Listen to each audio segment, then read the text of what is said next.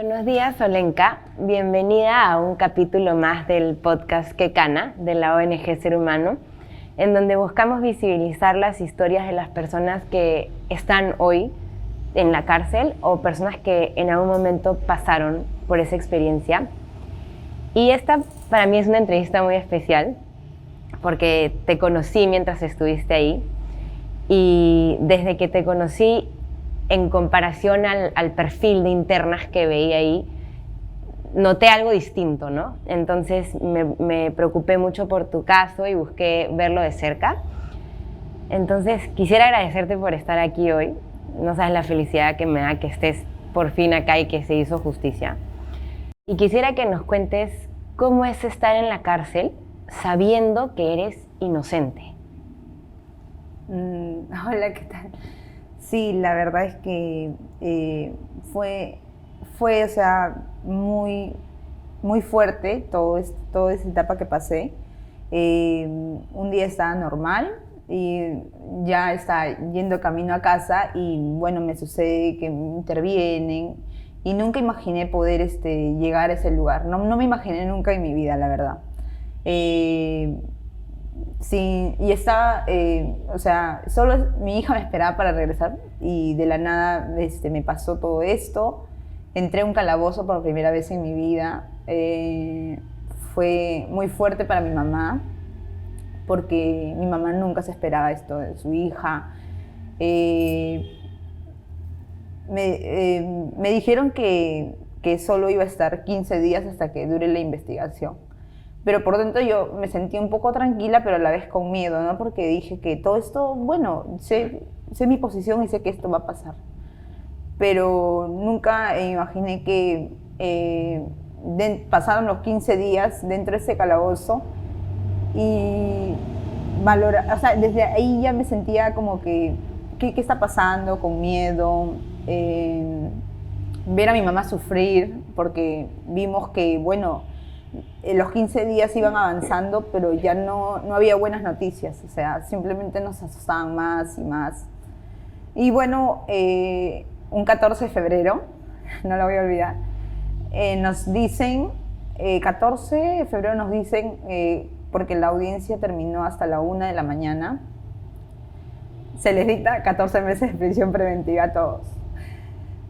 Entonces, me sentía mal porque dejaba a mi hija afuera. Entonces fue muy fuerte porque mi mamá me esperaba hasta la 1 de la mañana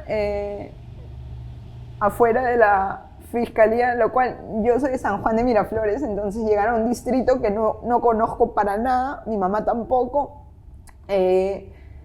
no sé, esperándome afuera, yendo a buscar comida por ciertos mercados que no conocía, porque sabemos que el Callao tiene sus zonas y justo me mandaron a un lugar donde la verdad es que yo sí lo vi muy peligroso.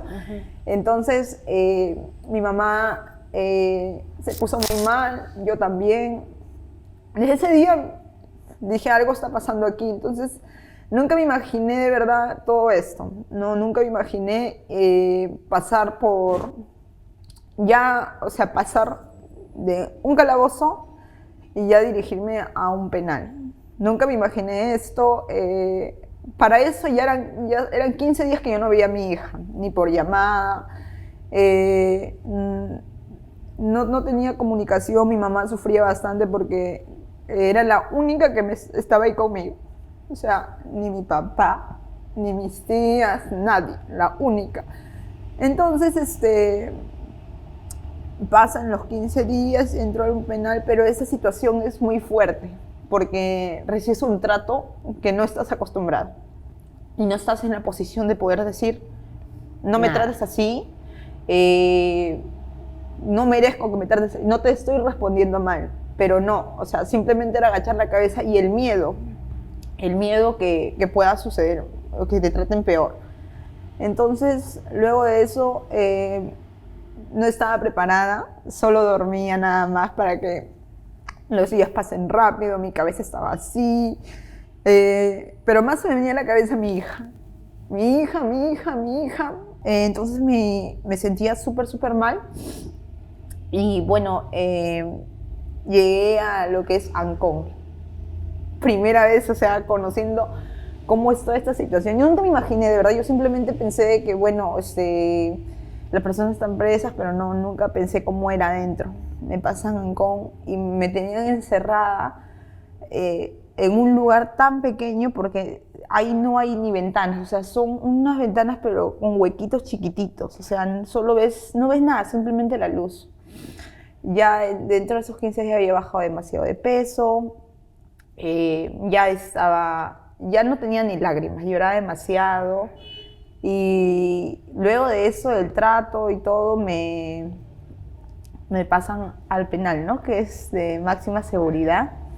Y bueno, llego con mucho miedo. Llego con mucho miedo. Eso quiero preguntarte, o sea, ¿cómo se siente saber que eres inocente, que recibes ese trato y que encima te llevan a un penal de máxima seguridad, porque así se llama el penal de anexo de mujeres Chorrillos, de máxima seguridad? Entonces, ¿cómo ibas procesando todo esto? Porque como te digo, eras inocente, entonces, ¿cómo procesabas esto? ¿Cómo lo manejabas? Sí, en mi cabeza estaba, ¿por qué? ¿Por qué? ¿Y por qué? Decía, ¿pero qué está pasando? ¿En qué momento? Entré con mucho miedo, llegué hasta desmayarme, pero yo decía, no, o sea, no comprendía, y sí lloraba demasiado, o sea, llegó un punto de, decía, ¿por qué, Señor? O sea, le decía a Dios, ¿por qué me está pasando todo esto? Y después mi mamá era la única que me daba fuerzas, o sea, era antes de yo poder ir al pasarme el penal, me decía, tranquila, todo esto va a pasar, son pruebas. Entonces me sentí una niña chiquita porque me alejaba de mi mamá, o sea, mi mamá siempre estaba conmigo, entonces me sentí una niña chiquita y me acuerdo que o sea, pierdes la comunicación completamente. Y yo decía, ¿por qué me está pasando eso si yo no he hecho nada? O sea, no entiendo. Simplemente trabajaba, me dedicaba a mi hija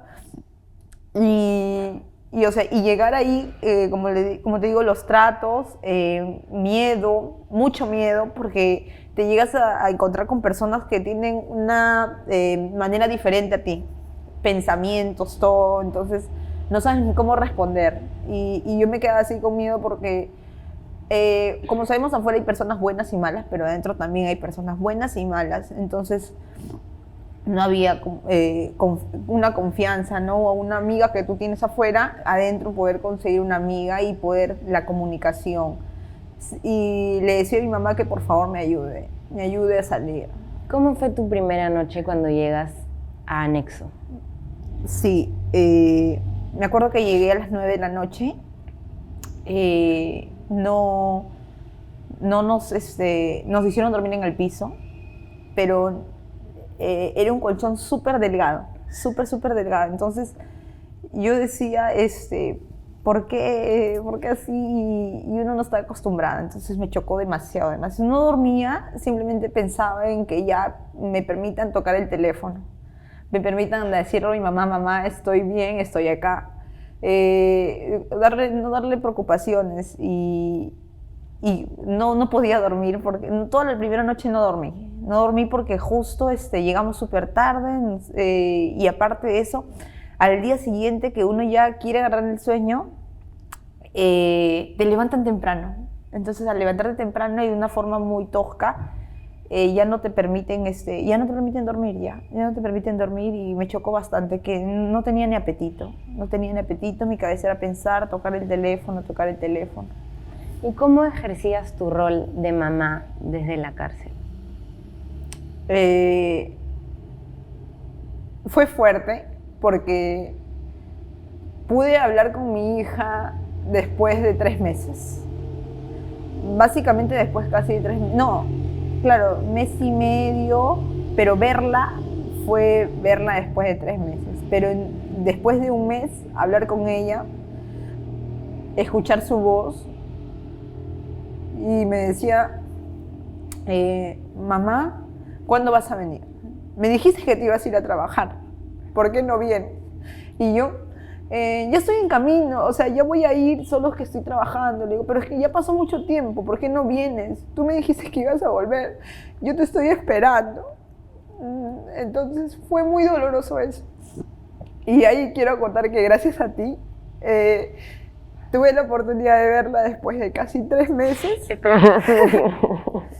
Sí, recordar es muy fuerte porque no sé si creo que tú estuviste presente cuando me vio y me abrazó después de 3 meses y simplemente le dije, estoy trabajando, pero vamos a la casa, vamos a la casa. Y me cantaba una canción de Diosito, me acuerdo. Sí, me acuerdo clarito. Sí, fue de verdad el regalo más lindo o sea, de lo que me hizo olvidar en ese tiempo de que yo estaba ahí. Me hizo olvidar completamente que yo estaba ahí. Ese poco tiempo que yo pude estar con ella fue lo maravilloso. Me dolió cuando se fue, pero tuve que ser fuerte y decirle que todo va a estar bien. Siempre le decía que todo va a estar bien. Entonces ella ya también le chocó bastante, pero pudo comprender de que ya yo iba a regresar. Y eso quería preguntarte, ¿cómo se le explica a un niño, en este caso a tu hija, que no vas a regresar? Porque me acuerdo cuando estábamos en el penal y tú me decías que o sea, lo que más pena te daba y no sabías cómo manejar era el tema de que cada vez que tenías visita de ella, ella te decía, mamá, pero vámonos, ¿por qué no sales conmigo? Entonces, o sea, ¿cómo le explica uno a su hijo que no, o sea, que no se puede ir en ese momento con ella, ¿no? En este caso con tu hija. Claro, en este caso, claro, en esta ocasión yo me trataba de que no me vea mal, trataba de que no me vea mal, trataba de decirle que estoy trabajando para ella, porque como tú sabes, yo soy madre soltera, o sea, ella lo sabe muy bien, hoy que tiene 8 años, lo tiene súper claro, y siempre le decía, hijita, yo necesito trabajar y estoy trabajando. Mamá, pero dile a tu trabajo que te dé permiso. Sí, me acuerdo. Me decías, dile a tu trabajo que me dé permiso, por favor. Dile que vas a venir y vas a regresar, por favor. O ella quería quedarse. Me dice, entonces, ¿por qué yo no me quedo? Me quedo contigo. Y yo le decía, por favor, hijita, yo voy a regresar, pero mamá. Entonces siempre trataba de decirle y se notaba que con sus ojos lagrimosos. Eso es lo que me dolía más porque siempre se iba con sus ojos lagrimosos. O sea, quería y no quería llorar. Y por eso ya a veces me dolía que la trajera, pero siempre le explicaba y le decía, yo siempre estoy contigo, le dije, yo siempre sueño contigo, yo estoy trabajando para poder estar mejor. Ya mamá, está bien, me dice, yo te voy a esperar, mamá, pero por favor ven rápido, así me decía. ¿Y cómo se llega a adaptar uno a la vida en la cárcel, como te lo repito 1000 veces, sabiendo que eres inocente? O sea, ¿cómo te adaptas? Sí, bueno, llegas, creo yo que ahí siempre es, creo que, bueno, mi perspectiva siempre fue tener una motivación que es mi hija, lo cual, por ella me sentía fuerte, pasaba cada cosa que se nos presentaba.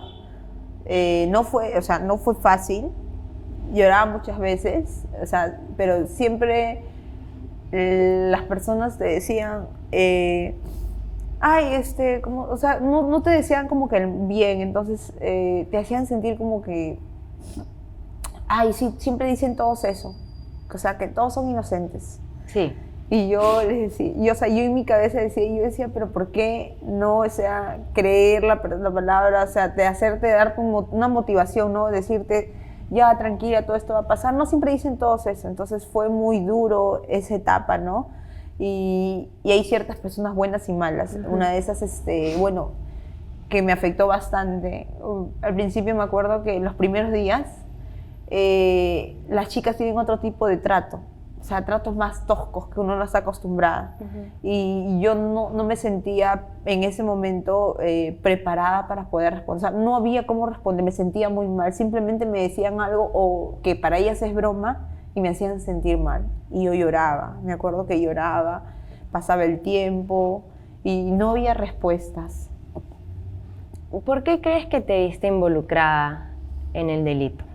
O sea, si nos puedes explicar un poquito qué te estaban sindicando Sí. y por qué crees que terminas viéndote involucrada en el delito. Sí, bueno, a mí me sindican me ponen banda criminal con suplantación de identidad, banda criminal, suplantación de identidad. ¿Algo financiero era? Sí, suplantación de identidad, y el otro era cibernético.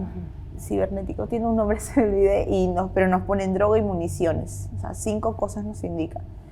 Suplantación de identidad, algo cibernético que tiene un nombre, ay, se me fue. Y droga y municiones.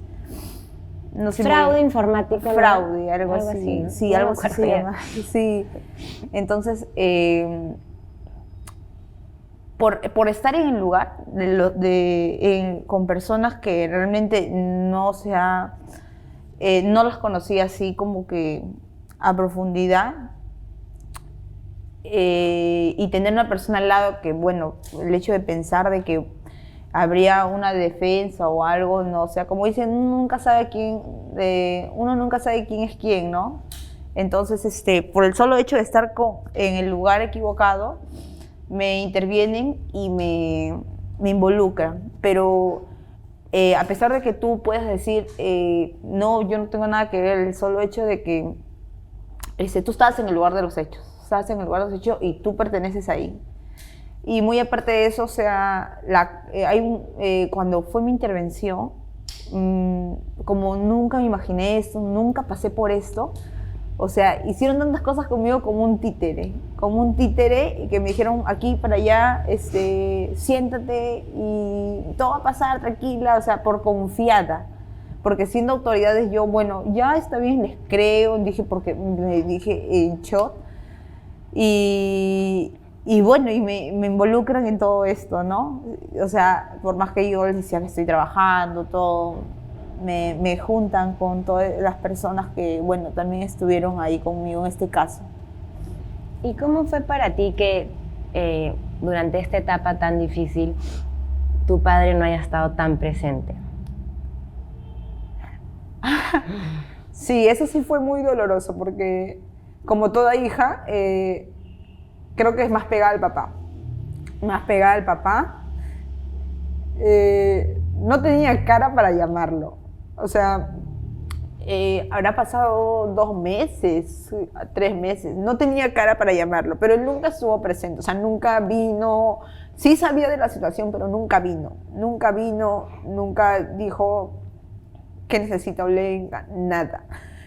Entonces me atreví a llamarlo, pero no tenía cara para nada. Y su cumpleaños era en mayo, entonces yo estuve en penal desde marzo, mayo, entonces me atrevo a llamarlo. Y simplemente me dijo, ya, ok, todo va a estar bien, ya, me cuelga. O sea, me dolió bastante. Siempre que hablaba con él, o sea, siempre que hablaba yo de él, y yo misma me preguntaba por qué su reacción es así conmigo si yo soy su hija. Era muy fuerte para mí, o sea, me ponía muy mal. Creo que, o sea, tenía la motivación de mi hija, pero también me bajoneaba por mi papá. Claro. Porque no estaba conmigo. Lo llamé el día del padre y tampoco me dijo, estoy ocupado ya, y me colgó. O sea, fue muy fuerte, pero muy fuerte que él no esté presente conmigo. Y en todo el tiempo que yo estuve adentro no quiso saber nada de mí. O sea, no quiso, y yo me autoculpaba. Decía, yo tengo la culpa, lo defraudé, no fui la hija que él quiso. Y nunca, de ahí yo nunca más lo llamé porque solo me hacía daño nada más, yo llamándolo a él. ¿Y ahora han podido conversar de lo que pasó? Sí, fue cuando yo salí, no le avisé nada, hubo mucho resentimiento de mi parte porque ahí pude conocer las personas que realmente estuvieron conmigo. Uh-huh. Entonces ahí supe valorar bastante, ¿no? A las personas que están ahí conmigo, no le avisé para nada. Me acuerdo que yo llegué a casa, pasado como 1 día y medio así, y él me ve en mi cuarto. O sea, pasa y me ve en mi cuarto y casi se desmaya porque, o sea, es como que de la No nada tenía entra idea. y ¿quién está sentada ahí? Y me acuerdo que justo estaba en audiencia, entonces él entra y se pone a llorar, o sea, y yo estaba como que, ¿qué pasó? Me dijo, o sea, se pone a llorar y me dice, hijita, regresaste, y yo, ¿por qué lloras? Le digo, o sea, fue un resentimiento muy fuerte, Claro. que hoy en día lo he curado bastante porque me conversé con él, pero no justifica nada, no creo que no justifica absolutamente nada, pero es mi papá, a pesar de todo, y ha cambiado en algunas cosas. Hoy en día me apoya bastante en lo que es, bueno, mi estudio, que creo yo que es algo que sin pedírselo lo pedía. O sea, siempre se lo pedí, ¿no? Pero nunca hubo una intención, pero ahora sí lo hace. Entonces, pero fue un proceso. Fue un proceso ¿Y crees porque que ya cerraste ese proceso o todavía sigue ahí? fue un proceso. Yo creo que sí, porque, o sea, ya ha pasado ya un año en la cual hemos pasado altas y bajas, hemos chocado en algunas oportunidades, pero hoy en día siento que ha cambiado también. Ha cambiado y le ha hecho, no sé qué le habrá pasado, pero ha hecho que él pueda valorar más a sus hijos.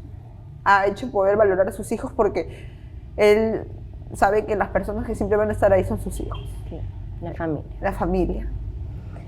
Y quería también que nos cuentes eso de los estudios. O sea, tú cuando entraste estabas estudiando. Sí, Dejaste tus estudios y ahora los has retomado. sí, eso también fue muy chocante porque yo, antes de poder ingresar al penal, había dejado ya un año de estudio. Ya, entonces, justo ¿Por qué? por motivos económicos. Ya. Yo lo dejé porque yo pagaba mis estudios. Entonces, yo dejé un año y al ingresar al penal me quita otro año más. Entonces ya son 2 años. Eh, y bueno, casi un año y medio, ¿no? 2 años y medio, ya iban a llegar los 3 mientras que yo me establecí económicamente y la universidad ya no me permitía regresar a mi ciclo donde me quedé, que me quedé en el tercer ciclo. Me dijeron tendrías que volver a empezar. Entonces, yo dije, volver a empezar. No me atreví a decirle a mi papá, por favor apóyame con los estudios que quiero estudiar. Y nada, me sentí muy mal porque yo solventaba mis estudios. No, no, o sea, decía, o sea, me sentía muy bajoneada, sentía que ya no podía, o sea, porque no conseguía también trabajo. Entonces, justo mi papá, ya íbamos curando las heridas y me decía, ¿te has averiguado tu universidad? Y yo no sabía cómo decirle, no me quieren volver a poner en el mismo ciclo, voy a tener que empezar de nuevo. Y me volvía a decir constantemente y una de esas le dije, sí, me quieren esto y me dice, mira, y me planteó las cosas, ¿no? Me sentó y me dijo, yo te voy a apoyar en tus estudios, me dijo. Yo sé que no soy una buena persona, todo, pero yo me comprometo, pero yo quiero que estudies acá. Gracias a Dios su estabilidad económica en su trabajo mejoró, entonces me dijo, yo quiero que hagas esto. Entonces era volver a empezar. O sea, como te comenté, volver a nacer en todo este aspecto. Eso quería preguntarte, o sea, después de esta experiencia tan fuerte que tuviste de estar en la cárcel, o sea, ¿cómo has mantenido tu motivación de salir adelante? O sea, seguir con lo que tenías, ¿no? Antes de que te pase esto. Sí, fue un poco, fueron con muchas trabas. Llegó un punto hasta de decir, bueno, solo me va a quedar trabajar, siempre no voy a poder estudiar, porque a la par tenía el gasto que era Claudia, no mi hija, entonces, y al tener todavía una secuela y no podía encontrar los trabajos que quería, entonces, no me rendí, siempre seguía, como sea, buscaba una otra forma de poder seguir y siento que al bajonearme, o sea, siempre llegué a un punto hasta de llorar yo misma porque sí me pasó de que mi hija me pedía algo y no tenía el dinero. Entonces, y pedirle a mi papá, a mi mamá, me sentía yo mal porque yo me sentía una carga, o sea, porque salía así en nada. Y bueno, dije, no, yo tengo que seguir y he pasado esta prueba, creo yo, y creo que esto no me va a detener. He pasado por muchas cosas, entonces yo siento que sí voy a poder, tengo fuerzas y siempre hablaba y yo sola me daba motivación porque es bien difícil poder contarle a alguien, sentarte y contarle a alguien, oye, me ha pasado esto es muy difícil. Es muy difícil. Sí. ¿Y cómo te sientes con respecto a la justicia de nuestro país? La justicia en nuestro país es muy dura, es muy drástica. Creo que ellos deberían investigar más antes de. Siento que ellos simplemente o sea, saber escuchar más a las personas, ¿no? Creo que ellos simplemente es sí o no. Y ya, no, o sea, A la cárcel. y a la cárcel. Hasta que, bueno, puedas tener una buena defensa. ¿Qué aprendizaje te llevas de la cárcel? ¿Crees que dejó algo positivo en ti? Sí. A pesar de lo malo que puede pasar ahí, también hubo buenas cosas, buenas personas que pude conocer. Son pocas, pero pude conocer casos que nunca me imaginé, la verdad. Nunca me imaginé poder escucharlos, que hayan pasado también eso. Aprendí que estar ahí no es fácil y la verdad es que hay personas con más tiempo.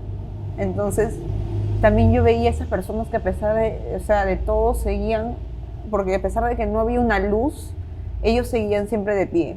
Entonces, creo yo que eso me hizo también ser más fuerte como persona, porque yo antes era muy débil, era muy sensible, no sabía valorar a mi mamá. Entonces, y es la persona que estuvo ahí conmigo, entonces, siempre. Entonces, siento que pude valorar también mucho a las personas que estaban ahí conmigo y no las valoraba. Y mi libertad. Tu libertad. Sí, mi libertad.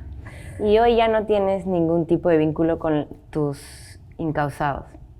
No, sé que, bueno, ya salieron y ya cada uno vive, ¿no? Donde vivían, pero no sé nada de ellos. Y después de la cárcel, ¿cuál crees que es tu mayor miedo? Volver, porque, bueno, como es en mi caso todavía no acaba y la justicia es muy dura, pero muy aparte de eso, tener más cuidado, ¿no? Porque hay, o sea, como dicen, siempre había una frase ahí que esto era como un jabón.